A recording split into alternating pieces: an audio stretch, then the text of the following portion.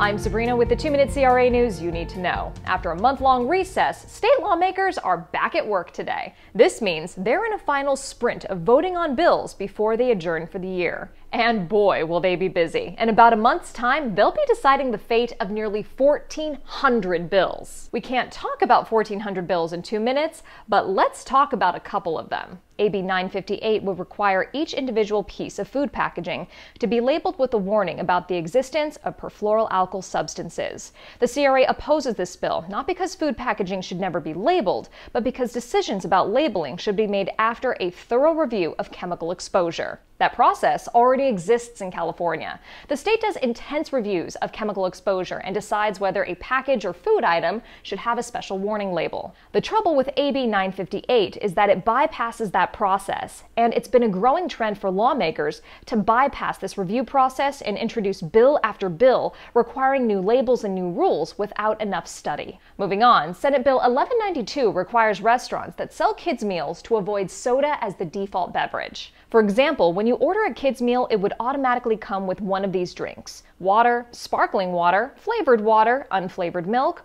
or a non-dairy milk alternative. Your child could still get soda with the meal, but would have to specifically ask for soda instead of one of those default drinks. The CRA has received some questions about what we think of this bill. We don't oppose it, as long as it allows consumers a choice and doesn't limit menu items or limit what someone can buy. The CRA will remain neutral. We'll tell you about other pieces of legislation in the coming weeks. A busy time for lawmakers as they have the upcoming November election, along with an outgoing gubernatorial administration. That's our 2 minutes. I'm Sabrina. Thank you for watching.